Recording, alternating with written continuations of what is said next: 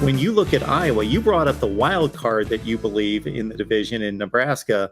Daniel, maybe Iowa's on the other end of the spectrum. We get what we believe we're going to get almost every year with Iowa football.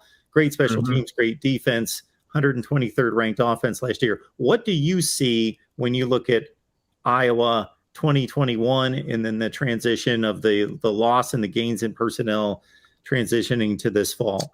Yeah, I just look at, last year I thought the defensive line was a little inexperienced, but, I think that impacted their ability to maybe generate pressure as much as they wanted with 4 rushers. But now that those players have developed up and have been in the program and got stronger and, the mix of skill sets that are up there, that will allow you to, do a lot more things defensively. And I look at, Iowa's formula, explosive plays. I mean, since 2017, they've only allowed like 2.87 plays of 20-plus yards per game, which is just outstanding. It's almost a full play per game better than any other Big Ten West team, and that's been the formula. Phil Parker, the cover 2, just don't give up the big plays, execute, play your run fits perfectly, and just leave with the W. I'm expecting a big leap from Lucas Van Ness. I'm excited about him. I look at, the ability last year at his size to play inside and do so well. Now you get him out on the edge, and what does Logan Lee look like? And, I also wonder about like Joe Evans. Is he going to be able to shine more in a full-time role? I'm just kind of curious to get your perspective on the D line in Iowa. Daniel, you just rattling these guys off the top of your head? Or you got a depth chart in front of you? That's impressive. He's rattling off guys in the. I really dug in. I dug into Iowa, getting ready for this season. I appreciate a guy doing his homework. I agree with you. I mean, the hype around Lucas Van Ness, I think, is real. He is now chiseled. I mean, he looks like a Big Ten. I want to say he looks like Drew Ott did during his heyday. But I think he has the opportunity to develop into a guy that they run primarily outside, although Kelvin Bell has proven he likes to kind of run guys inside and out. One guy you didn't bring up who I think is going to make a big difference is Aaron Graves, who's a central northern Iowa kid. Not far, actually, probably just as close to Minneapolis as he is to Iowa City growing up.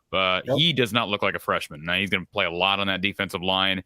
I just got done a little bit ago recording a podcast that'll be released on my channel later today, and I just continue to say that. The spring I was a bit skeptical about the defensive line because you brought it up, Daniel. They didn't get a lot of pass rush on the quarterback. I thought there was some good scheming early with some stunt action from Phil Parker to create pressure, kind of scheme that up. But it really wasn't as natural or organic as we've seen out of Iowa lines that featured an Anthony Nelson, AJ Epinesa, Claiborne, Ott, etc. So I think they have that this year with Van Ness. I'll tell you a guy, Mark, who I continue to hear tons of hype about every single day. It seems like somebody else is saying something about this guy, and that's Noah Shannon on the inside, which wouldn't have been the guy I would have guessed preseason because he's not a real big tackle, but I think he's going to be tough to run block against. And Y.A. Black played really well on Saturday during Iowa's closed scrimmage.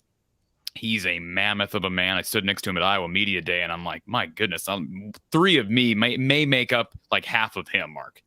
Like, he's just huge. So once the light kind of flips on for him, he's going to be dangerous, and maybe it has. So I think, for this matchup specifically, Daniel, predicated on the run with Mo Ibrahim back, Iowa's going to be hard to run against. And not that they were easy to run against last year. You talked about explosive plays.